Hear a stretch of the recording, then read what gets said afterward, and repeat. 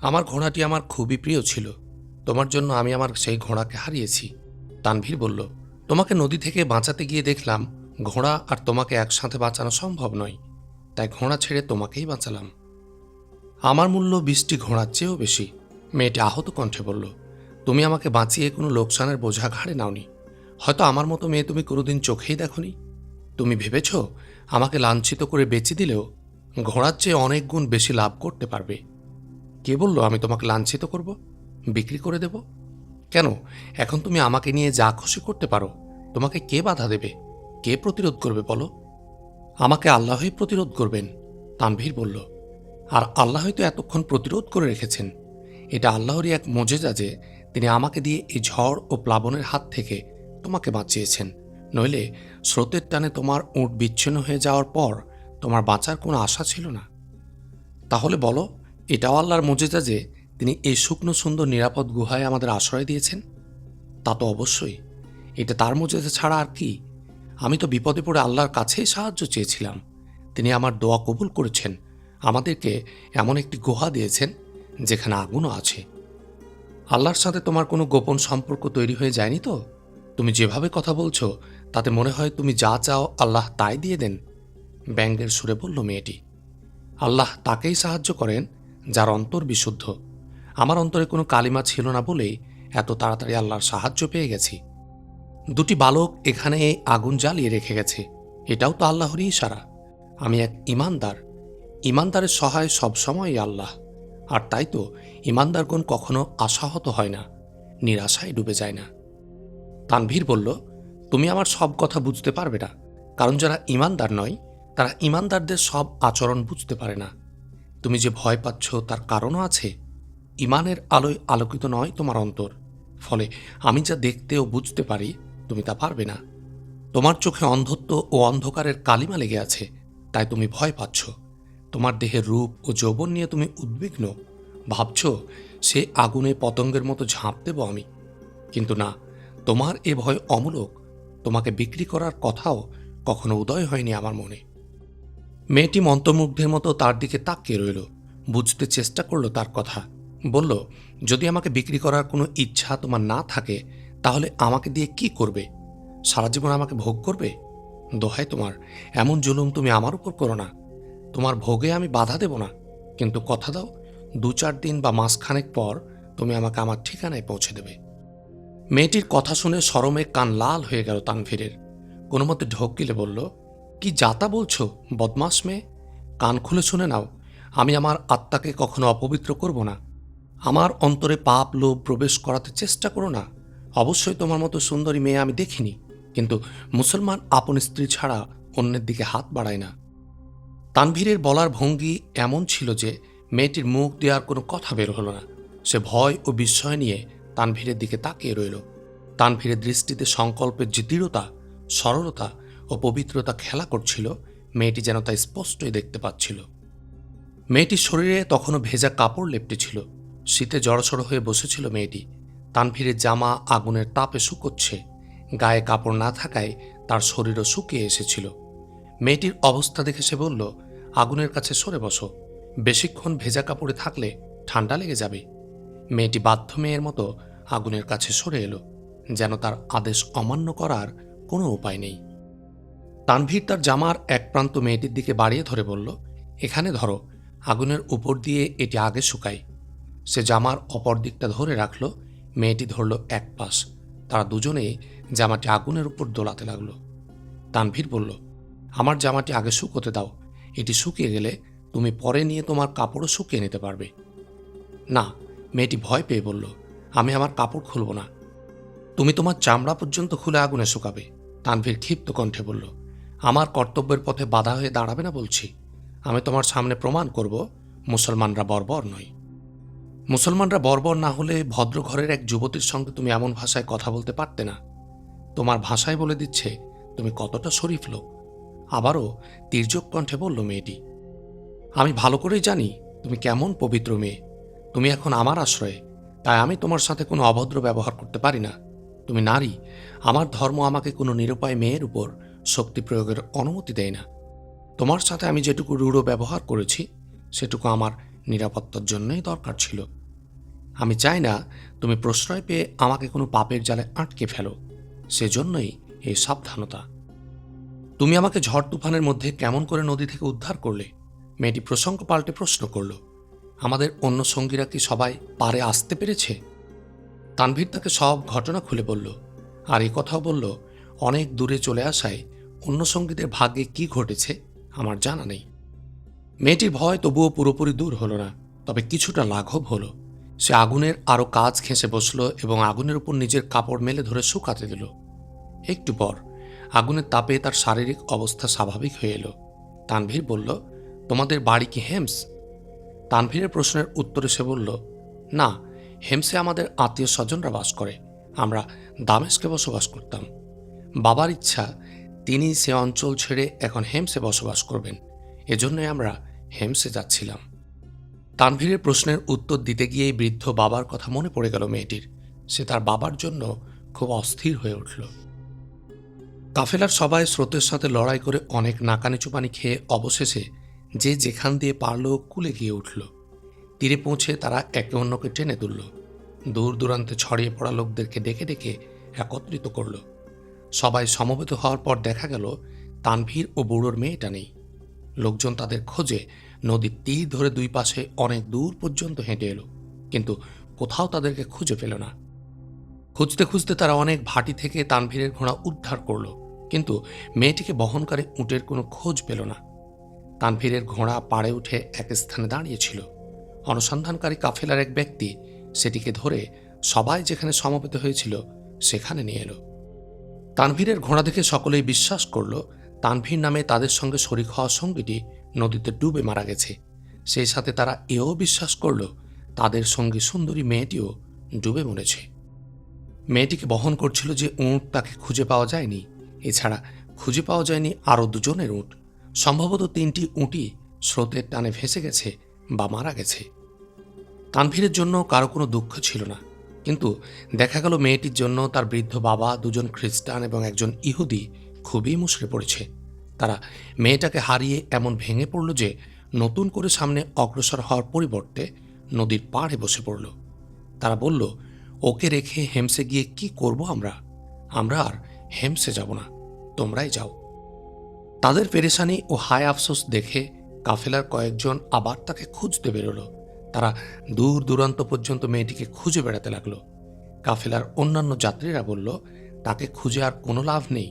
মেয়ে মানুষ এমন স্রোতের তোড়ে পড়লে ডুবে যাওয়াটাই স্বাভাবিক। সে নিশ্চয়ই ডুবে মারা গেছে। 4জন যুবক অশ্বপৃষ্ঠে আরোহণ করে নদীর তীর ধরে ভাটির দিকে চলল। প্রায় মাইল 2 এসেও তানভীর বা মেয়েটির কোনো সন্ধান পেল না। সন্ধ্যা ঘনিয়ে আসছিল। একজন বলল, চলো ফেরা যাক, জাভিরা বেঁচে নেই। এই স্রোত ওকে কোথায় নিয়ে ফেলেছে সে হদিশ বের করাও সোজা নয়, আর লাশ খুঁজে আমাদের লাভই বাকি। ওরা আবার নদীর পাড় ধরে উল্টো পথে যাত্রা শুরু করলো। এটা সেই সময় যখন তানভীর মেয়েটিকে প্লাবন ও দুর্যোগ থেকে উদ্ধার করে তাকে একটা বড় পাথরের উপর শুয়ে চাপ দিয়ে তার পেটের পানি বের করছিল। সেখানে নদীর বাঁক ছিল এবং সেখান থেকে পাহাড়ি এলাকাও শুরু হয়েছিল। ওরা ছিল পাহাড়ের এক টিলার আড়ালে, তাই তাদের খুঁজতে আসা অনুসন্ধানী দলটি ওদের দেখতে পায়নি।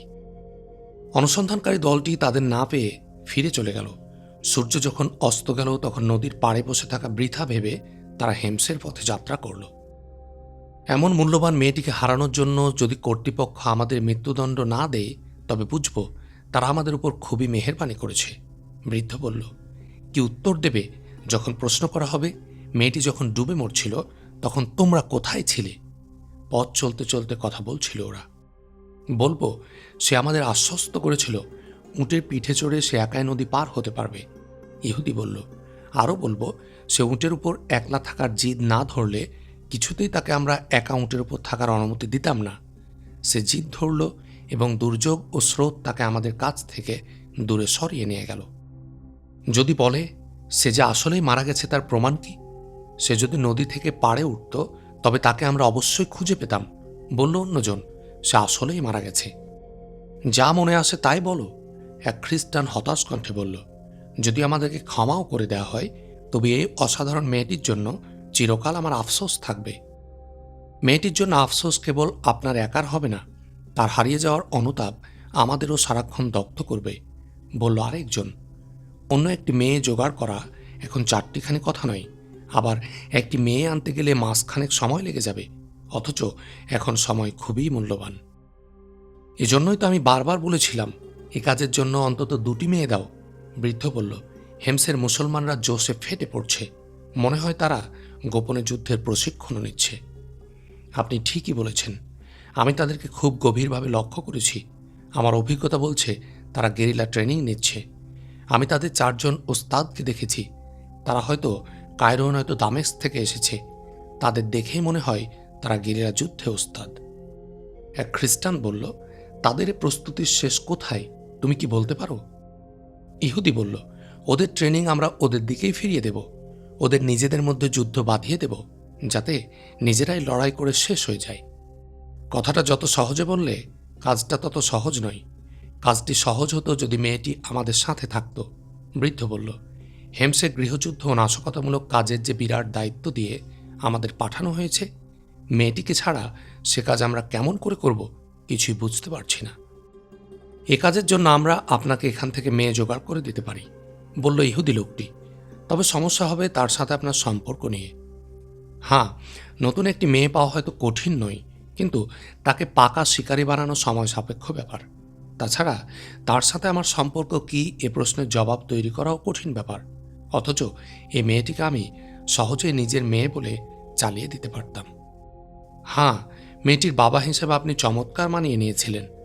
আপনারা এমনভাবে বাপ বেটির অভিনয় করছিলেন, দেখে মনে হতো ও আসলেই আপনার মেয়ে। রাতের অন্ধকারে পথ চলছে ওরা। পথ চলতে চলতে নিজেদের মধ্যে কথা হচ্ছে গোপন মিশন সম্পর্কে। ওরা সবাই হেমসে যাচ্ছিল এই মিশন নিয়ে। বৃদ্ধ লোকটি ছিল খ্রিস্টানদের এক অভিজ্ঞ গোয়েন্দা অফিসার। নাশকতামূলক কাজে তার ছিল বিশেষ পারদর্শিতা। পথ চলতে চলতে সে তার সাথীদের বলছিল কি করে মুসলমানদের মোকাবেলা করতে হবে। সে বলছিল, মুসলমানরা প্রত্যেক জায়গাতে এখন যুদ্ধের প্রশিক্ষণ নিচ্ছে। দামেস্কে নুরুদ্দিন জাঙ্গির বিধবা স্ত্রী মেয়েদেরকে যুদ্ধের প্রশিক্ষণ দিয়ে যাচ্ছে। প্রতিটি মুসলিম জনপদে আজ এ প্রবণতা দেখা যাচ্ছে। বিশেষ করে হেমস ও তার আশপাশের এলাকায় এ তৎপরতা উল্লেখযোগ্য হারে বেড়ে গেছে। ওখানকার মুসলমানরা গেরিলা যুদ্ধের ট্রেনিং নিচ্ছে। যদি তারা হেমসকে তাদের গোপন কেন্দ্র বানিয়ে নিতে পারে, তবে আমাদের জন্য তা বড় রকমের ক্ষতির কারণ হয়ে উঠবে। একজন বলল, আমি জানতে পেরেছি সুলতান আইয়ুবী নিজে হেমসে গোপন কেন্দ্র বানানোর পরিকল্পনা নিয়েছেন। বৃদ্ধ দৃঢ়তার সাথে বলল, আমরা তার পরিকল্পনা সফল হতে দেব না। হেমসের সীমান্ত এলাকায় বাড়ি যে ইহুদির, সে বলল, যদি মুসলমানরা এখানে গেরিলাদের আড্ডা বানিয়ে নিতে পারে, তবে আমাদের জন্য তা চরম বিপদের কারণ হয়ে দাঁড়াবে। তাই আমি বলছিলাম কি, আমাদের ভূমিকা এমন হওয়া উচিত যাতে এখানকার মুসলমানরা সালাহউদ্দিন আইয়ুবীর বিরুদ্ধে খেপে যায়। এ কাজ করতে হলে প্রথমে তাদের হৃদয় জয় করার সব রকম চেষ্টা চালাতে হবে আমাদের। এটা সম্ভব হবে বলে মনে হচ্ছে না। বৃদ্ধ বলল, আমাকে জানানো হয়েছে আমাদের লোকেরা হেমসে অনেক গুজব ছড়িয়েছে, কিন্তু মুসলমানরা সেসব গুজব কানেও তুলছে না।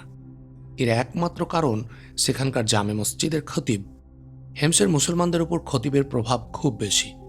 আমি জানতে পেরেছি ওখানে যুদ্ধের প্রস্তুতিও তার নির্দেশেই চলছে। আগে আমাকে হেমসে যেতে দাও, আমি খতিবকে দেখতে চাই। দেখব সে কেমন ধরনের লোক, সে কি সত্যিই পণ্ডিত না সেনা কমান্ডার, আমি এটাও একটু বাঁচিয়ে দেখতে চাই। তখনই আমি বুঝতে পারবো তাকে আমাদের হাতে রাখা যাবে নাকি গুপ্ত হত্যার খাতায় তার নাম তুলে দেব।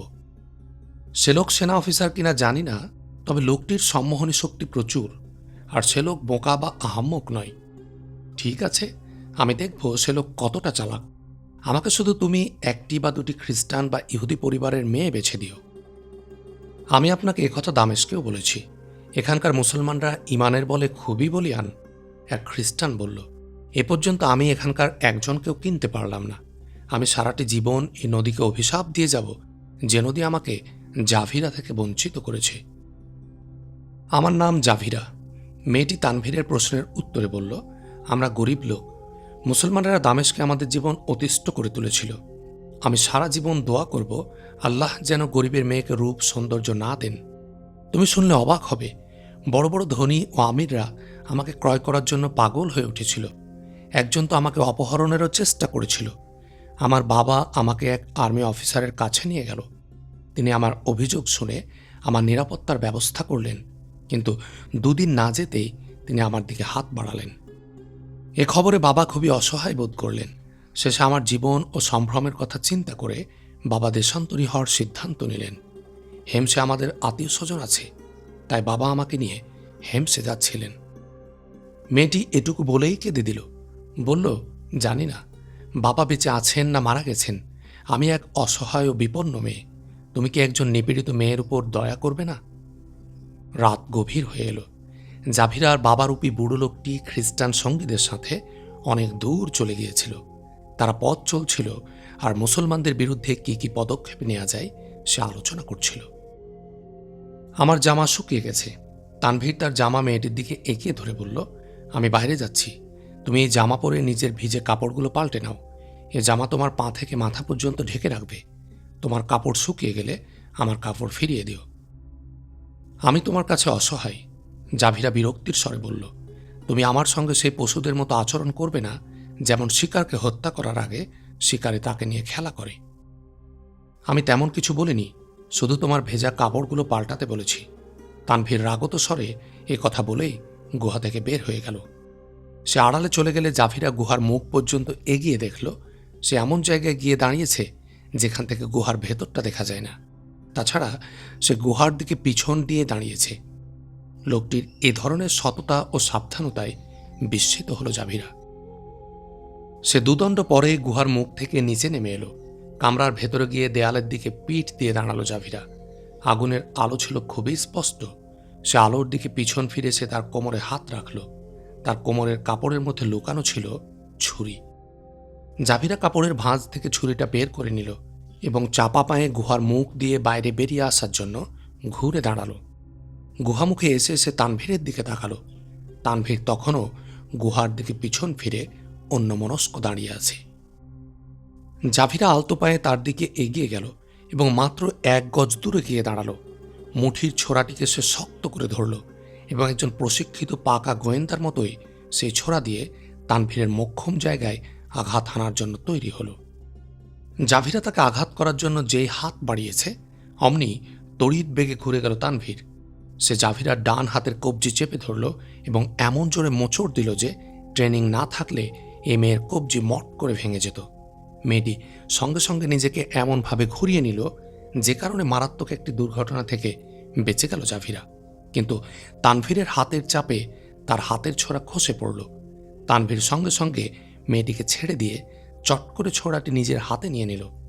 তানভীরের বাঁচার একটাই কারণ, তার ষষ্ঠ ইন্দ্রিয় হঠাৎ করেই তাকে সচেতন করে দিল। তার মনে হলো সর্বশক্তিমান আল্লাহর এটাও এক মজেজা, নইলে মেয়েটি যে সাবধানতার সাথে এসেছিল এবং তাকে যেভাবে আঘাত করেছিল তাতে তার বাঁচার কথা ছিল না। তানভীর ছোরা উঠিয়ে নিয়ে ছোরার মাথা মেয়েটার গায়ে ঠেকিয়ে বলল, আমি তোমার জীবন বাঁচালাম আর তুমি আমাকে হত্যা করতে চাইছ? মেয়েটা তার পায়ের উপর পড়ে হাত জোড় করে মিনতি জানালো, তুমি আমাকে যা বলবে আমি তাই মানতে রাজি, আমাকে হত্যা করো না। আমি তোমাকে হত্যার কথা এখনো ভাবিনি। তোমাকে ভেজা কাপড় বদলে আমার জামাটা পরতে বলেছিলাম, এর বেশি কিছু চাইনি। কিন্তু তোমার মাথায় আমাকে হত্যা করার চিন্তা এলো কি করে? জানি না, আমার মনে হয়েছিল তুমি আমার সর্বনাশ করে আমাকে ছুঁড়ে ফেলে দেবে। তোমার ভালো মানুষকে মনে হয়েছে শিকার নিয়ে খেলার মতো। আমি একটু সুস্থ হলেই তুমি আমার উপর ঝাঁপিয়ে পড়বে, এই চিন্তা আমাকে পাগল করে তুলেছিল। ভয় আর উত্তেজনার বশে কি করতে কি করেছি আমি নিজেই জানি না। তানভীর বলল, দেখলে তো, তুমি আমাকে হত্যা করতে পারলে না। ইমানদারদের এভাবে আল্লাহ হেফাজত করেন। তাদের অন্তরে এমন চোখ দিয়ে দেন যে চোখ দিয়ে তারা সামনে পেছনের সকল কিছু দেখতে পারে। অন্তরের চোখ দিয়ে আমি দেখতে পেলাম ছোরা নিয়ে তুমি আমার দিকে এগিয়ে আসছো। আচ্ছা বলো তো, আমি যদি বলতাম আমার সামনেই তুমি তোমার কাপড় খুলে ফেলো, তুমি কি খুলতে না? কিন্তু আমি তো চাইনি, তোমাকে আমি উলঙ্গ অবস্থায় দেখতে চাই না। মেয়েটি আর কোনো কথা বলল না। সে আস্তে আস্তে আবার গুহার মধ্যে গিয়ে ঢুকল। তানভীরের জামাটি পরে নিল। আলখেল্লার মতো সে জামা মেয়েটিকে বোরখার মতো ঢেকে দিল। তারপর সে তানভীরকে ডেকে বলল, আমার কাপড় পাল্টানো হয়ে গেছে, এবার তুমি আসো। তানভীর ভেতরে গেল। জাভিরার পোশাকটি সে আগুনের উপর শুকাতে দিল। জাভিরা আর নয়নে বারবার দেখতে লাগল। তানভীর কোনো কথা বলছিল না, জাভিরাও চুপচাপ। তানভীরের নীরবতা জাভিরাকে অস্থির করে তুলছিল। সে কিছুতেই বিশ্বাস করতে পারছিল না এই যুবক তাকে ক্ষমা করবে এবং তাকে ছেড়ে দেবে।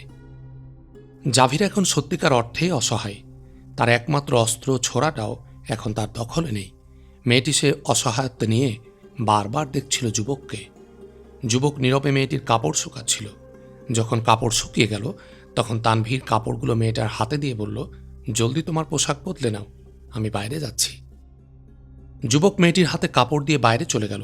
মেয়েটি পোশাক পাল্টে তানভীরকে বলল, আমার কাপড় পাল্টানো হয়েছে, এবার তুমি আসতে পারো। তানভীর গুহায় ঢুকে ছোড়াটা তার দিকে ছুঁড়ে দিয়ে বলল, তোমার খঞ্জর তোমার কাছেই থাক, এখানে খাবার দাবার কিছু নেই যে তোমাকে খেতে দেব। বেশি ক্ষুধা পেলে ঘুমোতে পারবে না, তার চেয়ে তুমি এখনই শুয়ে পড়ো, সকালে আমরা হেমসের দিকে যাত্রা করব। তুমি আমাকে ধোঁকা দিচ্ছ, জাভিরা ভয় মিশ্রিত কণ্ঠে বলল, অথবা তুমি অনুভূতিহীন কোনো মৃত মানুষ। কোনো প্রতারক বা মৃত ব্যক্তির সামনে আমার ঘুম আসবে না। ভয়ার্ত মানুষের ক্ষুধা বা ঘুম কিছুরই অনুভূতি থাকে না। আমি মৃত কি জীবিত সেটা প্রমাণ হবে তোমাদের সৈন্যদের সামনে পড়লে। আর প্রতারণা করা তোমাদের কৌশল, আমাদের নয়। আমার সততা যদি তোমার কাছে প্রতারণা মনে হয়, তবে এই প্রতারণায় তো এখন তোমার কাম্য হওয়া উচিত। যেভাবেই হোক তোমার দিকে আমি হাত না বাড়াই, এটাই কি তুমি চাও না? তাহলে যতক্ষণ আমি হাত না বাড়াচ্ছি ততক্ষণ ঘুমিয়ে নাও। জাভিরা, সত্যি কথা বলতে কি, তোমার সাথে আমার কোনো শত্রুতা নেই। আমি শুধু তোমাদের সেই বাহিনীর শত্রু যারা আমাদের মাতৃভূমি দখল করতে আসে, যারা এখনও আমাদের প্রথম কেবলার উপর আধিপত্য বিস্তার করে আছে। তোমাকে মিথ্যা ও ভুল ব্যাখ্যা দিয়ে উত্তেজিত করা হয়েছে, জাভিরা বলল। তুমি সেই অজ্ঞ লোকদের একজন যারা সভ্যতার সঠিক ইতিহাস জানে না। যাকে তুমি তোমাদের প্রথম কেবলা বলছ, আসলে সেটা ইহুদিদের মন্দির। সুলতান সালাহুদ্দিন আয়বি তার রাজ্যসীমা বহুদূর পর্যন্ত বিস্তৃত করার অভিপ্রায়ে তোমাদেরকে ভুল ইতিহাস শেখাচ্ছেন। তোমার মতো সরল সহজ মুসলমানদের মনে ধর্মীয় আবেগ ও জজ্বা সৃষ্টি করার জন্য তিনি বলেছেন ওটা তোমাদের প্রথম কেবলা ও প্রথম মসজিদ। এ নিয়ে আমি তোমার সাথে তর্ক করতে চাই না, তানভীর বলল। তুমি এখন শুয়ে পড়ো, তোমার কাছ থেকে ইতিহাস শেখার কোনো আগ্রহ নেই আমার। খতিবের কাছ থেকে ইতিহাসের অনেক পাঠ আমি আগেই নিয়েছি। আমার ঘুম আসবে না, জাভিরা বলল। এক অপরিচিত পুরুষের সামনে কোনো যুবতী নিশ্চিন্তে ঘুমাতে পারে না, এটা প্রকৃতির সহজাত প্রবৃত্তি। তুমি যত আমাকে ঘুমের জন্য চাপ দেবে ততই ঘুম আমার কাছ থেকে আরও দূরে সরে যাবে। তার চেয়ে কথা বলতে থাকো, তোমার মতো আমিও এক রাত না ঘুমিয়ে কাটিয়ে দিতে পারবো। খতিবের কথা কি যেন বলছিলে? তিনি কি হেমসের বাসিন্দা নাকি বাইরে থেকে এসেছেন? তিনি হেমসেরই লোক। তানভীর আর কথা বাড়াতে চাইল না। সে জাভিরার প্রশ্নের সংক্ষিপ্ত উত্তর দিয়ে বলল, তুমি সারা রাত জেগে থাকলে আমার করার কিছু নেই, আমি শুয়ে পড়লাম।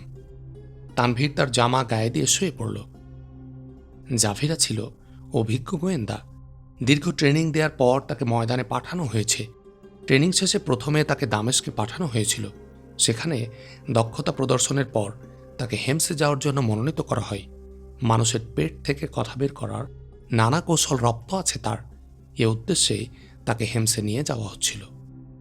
সে হেমসের খতিব ও সেখানকার মুসলমানদের অবস্থা সম্পর্কে তানভীরের কাছ থেকে তথ্য নেওয়ার চেষ্টা করছিল, কিন্তু তানভীর তার ফাঁদে পা দিতে চাইল না। তাই সে মেয়েটির সাথে কথা বলা বন্ধ করে ঘুমাতে চেষ্টা করল। তানভীর নীরব হয়ে যাওয়ার পর চুপচাপ বসে থাকা ছাড়া মেয়েটির আর কিছুই করার ছিল না। দীর্ঘক্ষণ বসে থাকার পর একসময় ঘুম এসে মেয়েটিকেও কাবু করার চেষ্টা করল। ক্লান্তিতে ভেঙে এলো জাভিরার শরীর। ঘুম তাড়ানোর সব চেষ্টা নিষ্ফল করে দিয়ে ঘুম এসে জড়িয়ে ধরল তাকে। রাত অনেক গভীর। চোখ বন্ধ করে শুয়ে আছে তানভীর। ঘুমের ভান করলেও আসলে সে ঘুমায়নি। যে মেয়ে তাকে একটু আগে হত্যা করার চেষ্টা করেছিল তার সাথে এক কামরায় নিশ্চিন্তে ঘুমাবার মতো বোকামি সে করতে পারে না। মেয়েটি অনেকক্ষণ একাকী চুপচাপ বসে থাকার পর যখন ঘুমে ঢলে পড়ল, উঠে বসল তানভীর। নিশ্চিন্তে ঘুমানোর মতো পরিবেশ ও মনের অবস্থা ছিল না কারোরই, কিন্তু তারপরও ঘুম এমন এক নেয়ামত যা মানুষকে কিছুক্ষণের জন্য হলেও শান্তির রাজ্যে নিয়ে যায়। মাঝরাতের দিকে ঘুমিয়েছিল জাভিরা। যখন চোখ খুলল তখন ভোরের আলো ফুটতে শুরু করেছে। ঘুম ভাঙতেই জাভিরা ভীত সন্ত্রস্তভাবে উঠে বসল। বাইরে ভোরের আবছা অন্ধকার। সে ওদিক ওদিক তাকিয়ে দেখল তানভীর সিজদায় পড়ে আছে। সিজদা থেকে উঠল তানভীর। আবার সিজদায় গেল। পুনরায় দাঁড়িয়ে নামাজে মগ্ন হয়ে রইল। জাভিরা অপলক চোখে দেখছিল এক আত্মমগ্ন মুজাহিদকে। জাভিরা তার পোশাকের দিকে নজর দিল। রাতে ঘুমাবে না বলে সংকল্প করেছিল সে, কিন্তু কখন ঘুমিয়ে পড়েছে টের পায়নি। তানভীরকে ভয় পাচ্ছিল সে। তার ধারণা ছিল শত হোক পুরুষ মানুষ তো, কিন্তু সে যে অবস্থায় ঘুমিয়েছিল ঠিক সে অবস্থাতে নিজেকে আবিষ্কার করে বিস্মিত হল। সে অপলক চোখে তানভীরের নামাজ পড়া দেখছে। কি এক একাগ্র মনে নামাজ পড়ছে লোকটা। তাকে যখন সিজদায় পড়ে থাকতে দেখল, তখন ব্যাপারটা তার কাছে স্বপ্ন বলে মনে হতে লাগলো। মুসলমান সম্পর্কে তার ধারণা ছিল মুসলমানরা পশুর মতোই বর্বর জাতি, কিন্তু তানভীরের মতো সুপুরুষ এক যুবক যখন তার মতো রূপসী যুবতের দিকে মোটে আমল দিল না, তখন সে ভাবতে লাগলো এটা কি করে সম্ভব হতে পারে। মুসলমান তো সে জীবনে এই প্রথম দেখেনি। তার রূপের আগুনে ঝাঁপ দিয়েছে এমন মুসলমানের সংখ্যা তো কম নয়। কত বড় বড় দরবেশ শ্রেণীর মুসলমানও সে দেখেছে, তারা তার জালে ধরা দিয়েছে অবলীলায়। সে ভাবতে লাগলো এ যুবক কি সত্যি মানুষ, নাকি স্বপ্নলোকের কোনো ফেরেশতা মানুষের বেশ ধরে তাকে ঝড়ের কবল থেকে রক্ষা করতে এসেছে। জাভিরার কাছে সতীত্বের কোনো মূল্য ছিল না। শিশুকাল থেকেই পুরুষ নাচানোর প্রশিক্ষণ দেয়া হয়েছে তাকে। তার রূপ ছিল জাদুর মতো আকর্ষণীয়, দেহে ছিল যৌবনের সম্ভার। ভোগের মাঝে পাপের কোনো চিহ্ন দেখার দৃষ্টি সে পায়নি। ভেবেছে ভোগ হচ্ছে মানুষের স্বভাব ধর্ম, বয়সের খেলা। কিন্তু জীবনে নতুন অভিজ্ঞতার সম্মুখীন হল সে, যে অভিজ্ঞতার কথা সে কোনোদিন কল্পনা করেনি, যে অভিজ্ঞতা তার স্বপ্নের অতীত। মানুষের স্বভাবের একটা বিশেষ দিক হল তার স্বভাব পরিবর্তনশীল। চেতনায় নতুন কোনো আলোড়ন সৃষ্টি হলে বা কোনো বিশেষ ঘটনা চিন্তার রাজ্যে হঠাৎ পরিবর্তনের ঢেউ জাগলে তার জীবনধারাই পাল্টে যায়। মানুষের মৌলিক মানবীয় সত্তা ও প্রকৃতি প্রদত্ত স্বভাবজাত জীবনধারা কারো কাছে স্পষ্ট না থাকলে সে বিকল্প ধারায় তার জীবন পরিচালিত করতে পারে। পাকা অভিনেতার মতোই জীবন নাট্যের নাট্যমঞ্চে ছদ্মবেশীর অভিনয় করে যায় সে সারা জীবন, কিন্তু যখন তার সামনে তার জন্ম ও সৃষ্টির প্রকৃত রহস্য উদ্ঘাটিত হয়ে যায়, তখনই সে ব্যাকুল হয়ে পড়ে মৌলিক মানবিক সত্তায় ফিরে আসতে। গতকাল বিকাল থেকে আজকের ভোর, মাত্র একটি রাতের ব্যবধান, কিন্তু সারা জীবন যে প্রশ্ন তাকে ব্যতিব্যস্ত করেনি, মাত্র কয়েকটি ঘন্টার কিছু ঘটনা দুর্ঘটনা তাকে চিন্তার অতল তলদেশে নিক্ষেপ করল। জাভিরার চোখের সামনে ভেসে উঠল আকাশ কালো করা মেঘ, অঝোর ধারার বৃষ্টি, বৃষ্টির সাথে পৃথিবী দলিত মথিত করা ঝড় তুফান। সেই তুফানের মধ্যে একদল মানুষের নদী পাড়ি দেওয়ার অদম্য চেষ্টা, পাহাড়ি ঢল ও স্রোতের মুখে অসহায় মানুষের আহাজারি, দুর্যোগ ও মৃত্যুর বিভীষিকা। মরণ কত সহজ। একসাথে যাদের সাথে নদীতে নামলাম, যখন মৃত্যু এসে ছোবল হানল, তখন সবাই পালিয়ে গেল। যাদের দায়িত্ব ছিল আমার জীবনের নিরাপত্তা বিধান করা, এখন তারা কোথায়? অথচ কি অবাক কাণ্ড! যে ছেলের সাথে জীবনে কোনোদিন দেখাও হয়নি, নিজের জীবন বিপন্ন করে সেই যুবক তাকে উদ্ধার করে আনল স্রোতের মুখ থেকে। তার পরের কাহিনী কি কম চমকপ্রদ? যাকে দেখলে পণ্ডিত পশু হয়ে যায়, তার সাথে নির্জন এক কামরায় রাত কাটালো তরতাজা সুপুরুষ যুবক, কিন্তু তার মধ্যে বিন্দুমাত্র চিত্ত চাঞ্চল্য সৃষ্টি হল না। এর রহস্য কি? কে তাকে রক্ষা করল পতনের হাত থেকে? ক্ষুধার্ত মুসাফিরের সামনে সুস্বাদু খাবার, কিন্তু কেন সে সেই খাবারের দিকে হাত বাড়ালো না? তানভীরের প্রার্থনারত হাত দুটোর দিকে তাকিয়ে নিজেকে বারবার এই প্রশ্নই করতে লাগলো জাভিরা।